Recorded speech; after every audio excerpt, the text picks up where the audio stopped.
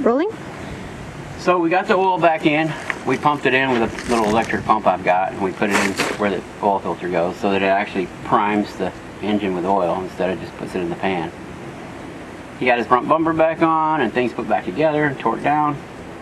Now what I'm going to do is I'm going to unplug the fueling and timing actuators, metering and timing actuators actually, so that the engine will turn over but it won't actually start and won't get any fuel.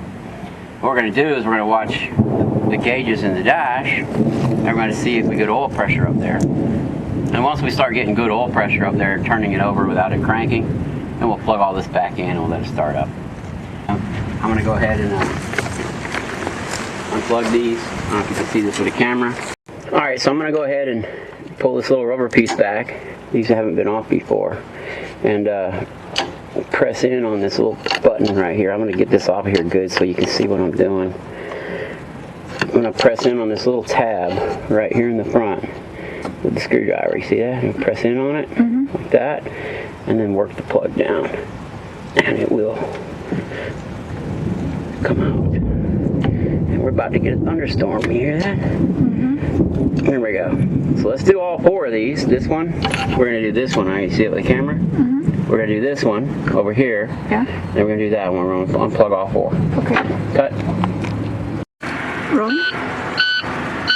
Alright, you want to watch your oil pressure gauge to see if your oil pressure comes up. Make sure it comes up before we actually let it crank with everything, with the solenoids unplugged. So go ahead and turn it over.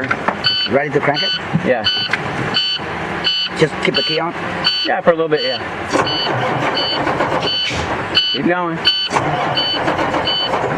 A little longer.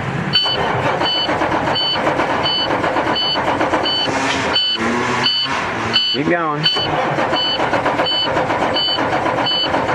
the oil pressure's coming up? Now just turn it over for a long period and let it build up.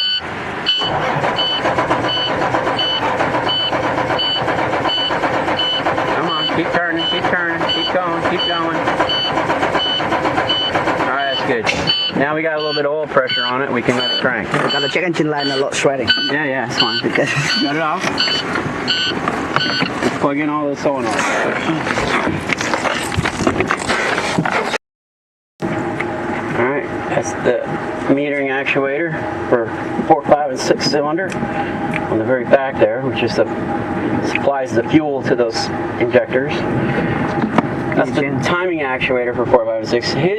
He worked on his before and the hab broke off, so I didn't unplug it. I just left it because you don't want it to be bad connection. And this is the timing actuator for cylinders 1, 2, and 3. Get my hand in here and try to get the plug back in here. There we go.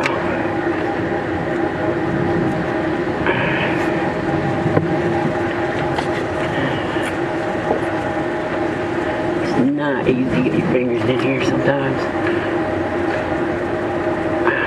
Come on.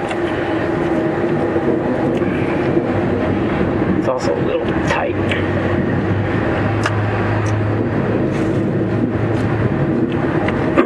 There we go. Made it up there. And then the metering or fueling actuator, they call it. Metering actuator for cylinders 1, 2, and 3. It's about to rain on us. There we go. Get that rubber boot back up there as best we can. There we go.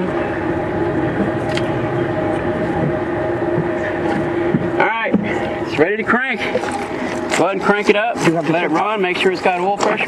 Do we have to check the oil level again? The oil pump with the equivalent of 6 dimes. It's about 0.330 inches shim backside of the spring. So, what's your oil pressure now? Go check it out. 48. I used to show 40. When you start it up with the long day like this, long time shutdown, Yeah. it could be like 25 to 35. It's between there. Yeah. Right now, I got about 48. Almost 50? Yeah, almost every 48. Before, when it was cold, it'd be about 40. So, It's about like 25, 35 between there. well, it's not going to get any higher than that. So what you did is you shimmed it about 8 psi or so.